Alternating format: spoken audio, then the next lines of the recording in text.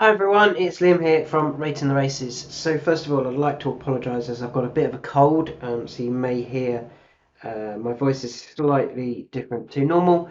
But let's continue as normal and let's go through the handicap mark changes and those that caught my eye. Um, and we will start off with a few that went up in the handicap, notably Balance Play, who was winning at Goodwood over a mile and 3 and 44 yards. Now, if you watch the race, go back and watch the race. Go to about 4 furlongs out, so half a mile to go. The jockey starts nudging Balance Play. It might even be further back than that. And I'm convinced that Balance Play is winning at these trips when actually he wants further. I honestly believe this horse wants a mile and 4, a mile and 5, a mile and 6. And I think that's where we might see him next. Now that he's gone up £7 to 95, he can run in the top class handicaps and get in. It'd be a bit of a waste now to run him in one more handicap where actually the prize money isn't great. Um, and I just think they'll be targeting a race that is worth winning. I made this tweet about Balance Play. Still more to come from him when he goes up to 1 mile 4. I made this on June 30th. Didn't quite go up to that. Went up slightly from 1 mile and 2 to 1 mile and 3. Won at Goodwood. Where do you go next with that one? The Melrose. The 1 mile 5, 188 yards for 3-year-olds. It's 170 grand total prize fund. It's a good prize. And I think that's where we'll see Balance Play. And to be honest, I think only then will we actually see Balance Play's true ability. I think Balance Play is a group horse that has been very carefully campaigned. Look at the way they started: 1 mile 7, just shy of 7. Then they went up to 1 mile and 2. He hated Epsom, but still ran a really good race. And then the last 2 wins, he's been very impressive. And I think there's still a lot more to come from Balance Play. So yeah, the Melrose would be my idea for Rafe Beckett for Balance Play for the owners that I really do like. I think they're doing a very good job. The owners of Valmont. Second horse I want to talk about is Ross Collin. Now forget about his last run at Goodwood on Friday over a mile. He doesn't stay a mile. We know that. Look at his effort before that. 2 days before over 7, he won. Bounced back to form. That's his trip. 7 furlong is his trip. I've been saying that for ages. 7 furlong is his trip. He won it. That was his second consecutive good run. I think he is nicely handicapped. He went up £4 to 91, but that still makes him £10 lower, for example, when third in a race that he should run in again this year. He was third, as we can see here, at Goodwood on the 27th of August. This is the race. No, it's not. The race is, let me just find it for you. It is the 26th. This is the race here, the William Hill Handicap Stakes. It's got a decent prize. I think he'd win it. He was third off 101. He would return off 91, but an in-form 91. 2 days later on a trip that doesn't suit, you can forget that run from Ross Collin. Look at those 2 previous runs over 7. That demonstrates that he's back in form, and I fully expect him to. I would expect him to win, to be honest, at Goodwood if he returns over 7 furlongs. The next horse is La Isla Mugere. I hope I've said that right with a French. It's not like Mujeres. I think it's Mugere.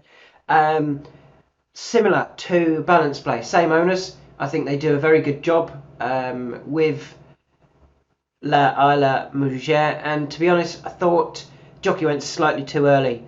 Traded 1.33 at Goodwood. I don't think it's that he didn't get home. I just think I don't think she didn't get home. I think she just found kicking for home too early meant the others got were able to use their effort a little bit later.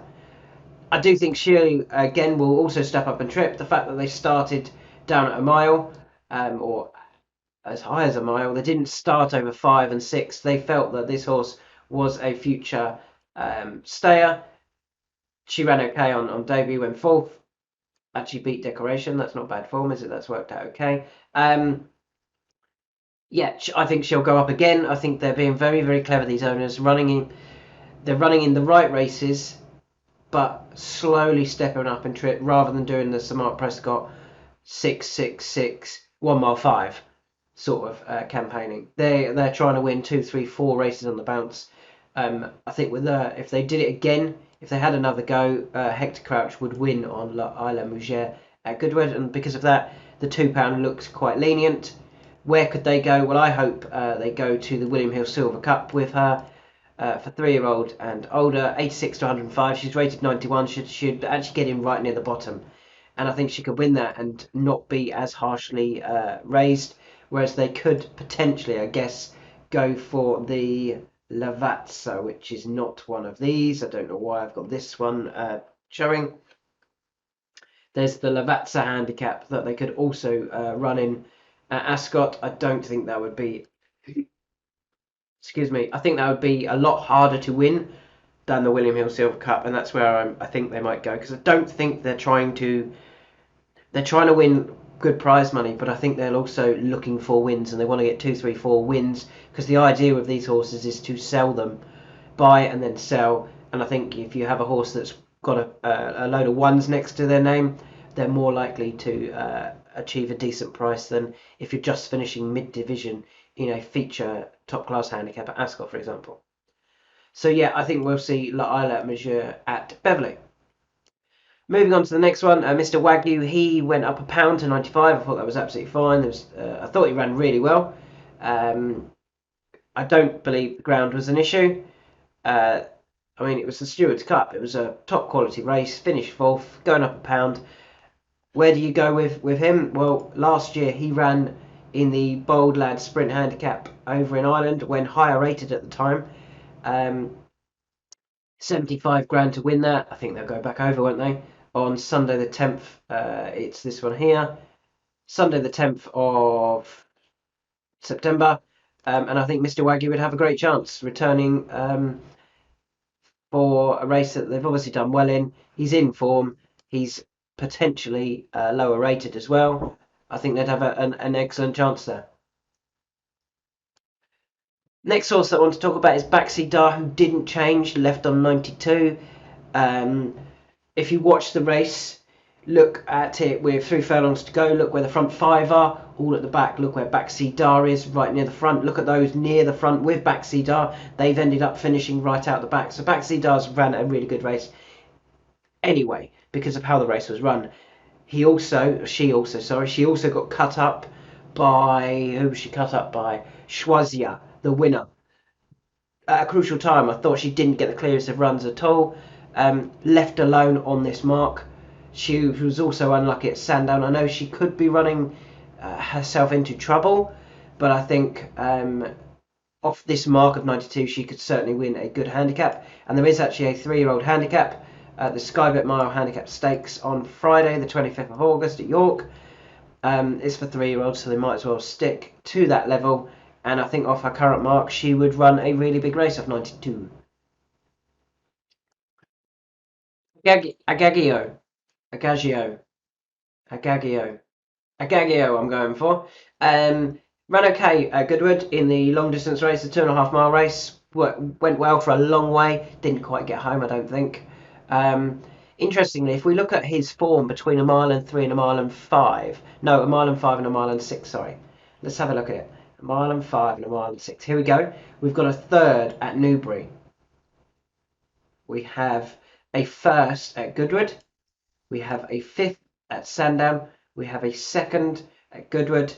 And we have a second at Goodwood. Now that last second at Goodwood was behind Courage Mon Ami. Good form.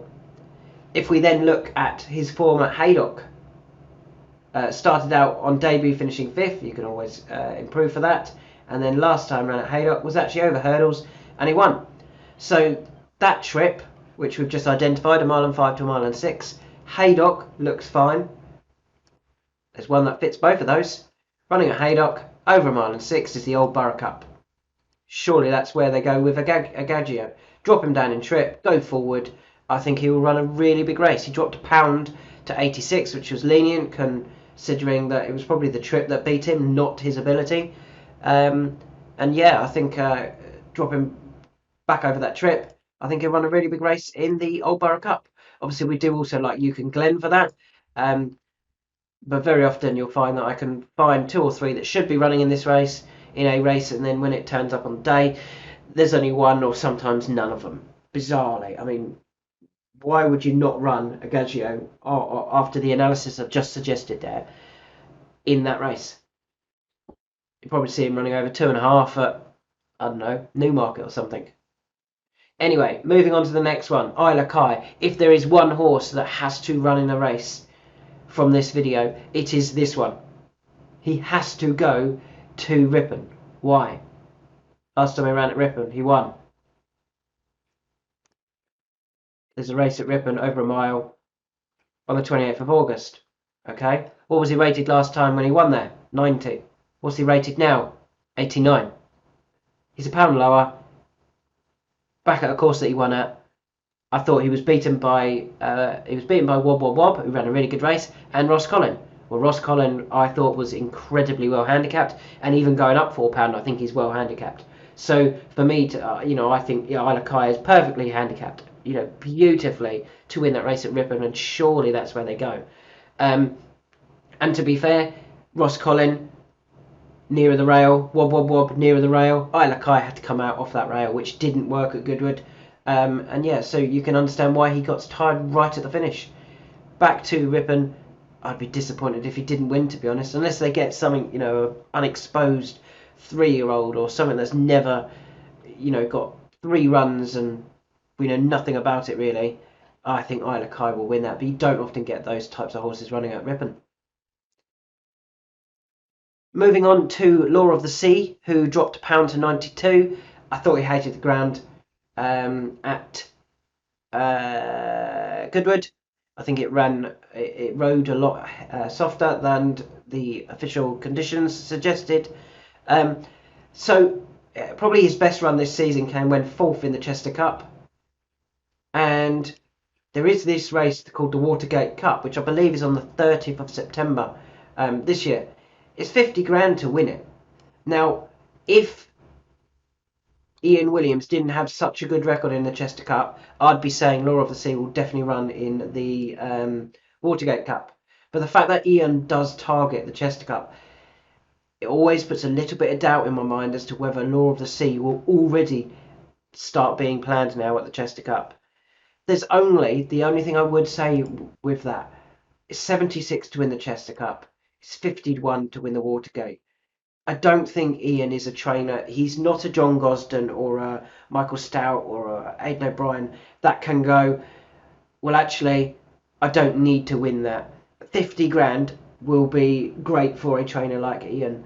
It would be great for most trainers. There's only 3 or 4 that can go, actually, we're completely ignoring the prize money. That's not what we're interested in. All we're interested in is winners.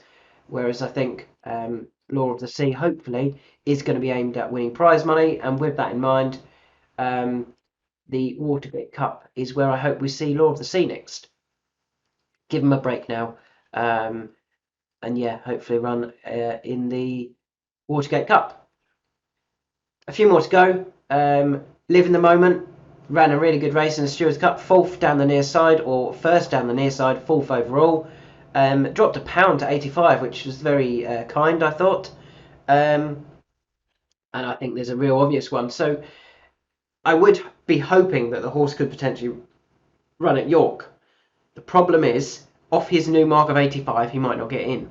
The race in question is actually this one here. It's the Skybet and Symphony Group Handicap Stakes. I don't know whether he would get in that on Wednesday the 23rd of August. So what they could do is try and get a win and then a potential penalty. And where would they go? Well, his last run at Doncaster, he finished 2nd to the Green Man. And we had highlighted that race for the Green Man. So I believe he got beat by a horse who had perfect conditions that day. So I think Live in the Moment could and should go very close at Doncaster if he ran there next time. He went 106 that day. He actually hit the front, and then the Green Man just outstayed him. That was over 6 furlongs. There's this 5 furlong race here. The custom chairs by KC Sofas. Shout out to KC Sofas there. For horses rated 76 to 95, he's rated 85, he'd get right in the middle, and I think he would take all of the beating. And then might get in the race on Wednesday, the Skybet and Symphony Group Handicap Stakes at York. But yeah, if Live in the Moment does turn up at Doncaster, I'd be very, very confident of a huge run. Three more to go. The third to last one is Tritonic, who I also think hated the ground. Disappointed at Goodwood, doesn't want that ground. You can see it ran disappointingly at Chester on soft. Where do they go with Tritonic? Well, I'm hoping they end up in the Cesarewitch. I mean, his last run at Newmarket wasn't a bad effort. It was second in a handicap over probably too short, beaten by Contact, who was a good horse. And I think his effort at Royal Ascot when third behind a horse with no name and can't think of second, finished second.